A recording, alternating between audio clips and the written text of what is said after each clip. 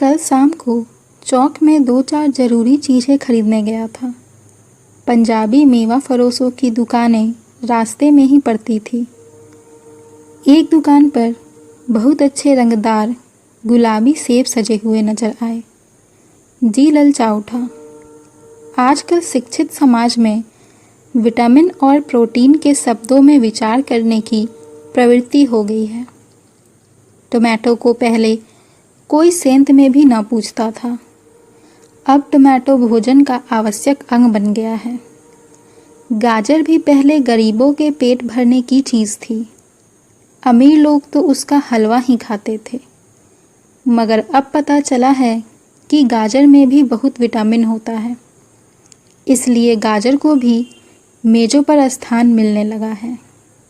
और सेब के विषय में तो यह कहा जाने लगा है कि एक सेब रोज़ खाइए तो आपको डॉक्टरों की ज़रूरत ना रहेगी। डॉक्टर से बचने के लिए हम निमकौड़ी तक खाने को तैयार हो सकते हैं।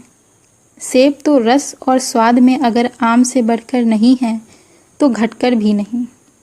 हाँ, बनारस के लंगड़े और लखनऊ के दशहरी और बम्बई के अल्फांसो की बात दूसरी है। उनके टक्कर का फल तो संसार में दूसरा नहीं है।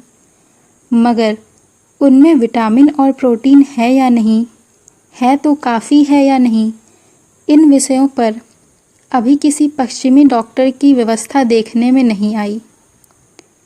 सेब को यह व्यवस्था मिल चुकी है। अब वह केवल स्वाद की चीज़ नहीं, उसमें गुण भी है। हमने दुकानदारों से मोल भाव किया और आधा सेर सेब मांगे।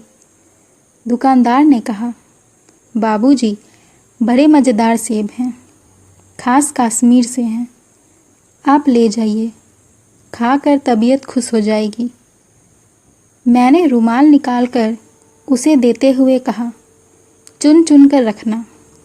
दुकानदार ने तराजू उठाई और अपने नौकर से बोला, लड़के, आधे सेर कश्मीरी सेब निकाल ला, चुन कर लाना। लड़का 4 सेब लाया। दुकानदार ने तौला, एक लिफाफे में उन्हें रखा और रुमाल में बांधकर मुझे दे दिया। मैंने 4 आने उसके हाथ में रखे। घर आकर लिफाफा ज्यों का त्यों रख दिया। रात को सेब या कोई दूसरा फल खाने का कायदा नहीं है। फल खाने का समय तो प्रातःकाल है।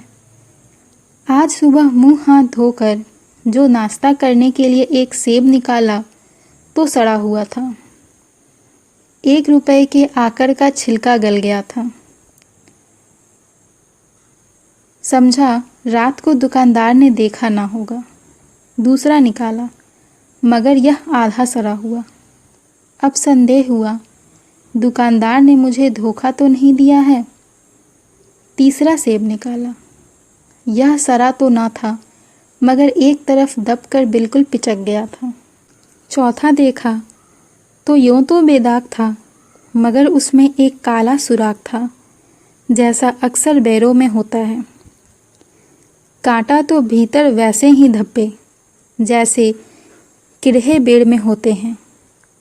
एक सेब भी खाने लायक नहीं। 4 आने पैसों का इतना गम ना हुआ जितना समाज के इस चारित्रिक पतन का। दुकानदार ने जानबूझकर मेरे साथ धोखेबाजी का व्यवहार किया। एक सेब सड़ा होता तो मैं उसको क्षमा के योग्य समझता, सोचता उसकी निगाह ना पड़ी होगी। मगर 4 के चारों सेब खराब निकले। यह तो साफ धोखा है। मगर इस धोखे में मेरा भी सहयोग था। मेरा उसके हाथ में रुमाल रख देना मानो उसे धोखा देने की प्रेरणा थी। उसने भांप लिया कि महाशय अपनी आँखों से काम लेने वाले जीव नहीं हैं और ना इतने चौकस हैं कि घर से लौटाने आएं। आदमी बेईमानी तभी करता है जब उसे अवसर मिलता है। बेईमानी का अवसर देना, चाहे वह अपने ढीलेपन से हो या सहज विश्वास से, बेईमानी में सहयोग देना ही है। पढ़े लिखे बाबुओं और कर्मचारियों पर तो अब कोई विश्वास नहीं करता। किसी थाने या कचहरी या म्युनिसिपैलिटी में चले जाइए। आपकी ऐसी दुर्गति होगी कि आप बड़ी से बड़ी हानि उठाकर भी उधर ना जाएंगे। व्यापारियों की साख अभी तक बनी हुई थी। यूँ तौल में चाहे छटाक आध छटाक कस लें, लेकिन आप उन्हें 5 की जगह भूल से 10 के नोट दे आते थे तो आपको घबराने की कोई ज़रूरत ना थी। आपके रुपए सुरक्षित थे। मुझे याद है, एक बार मैंने मुहर्रम के मेले में एक खोंचे वाले से 1 पैसे की रेवड़ियाँ ली थी और पैसे की जगह अठन्नी दे आया था। घर आकर जब अपनी भूल मालूम हुई तो खोंचे वाले के पास दौड़ा गया। आशा नहीं थी कि वह अठन्नी लौटाएगा, लेकिन उसने प्रसन्न चित्त से अठन्नी लौटा दी और उल्टे मुझसे क्षमा मांगी।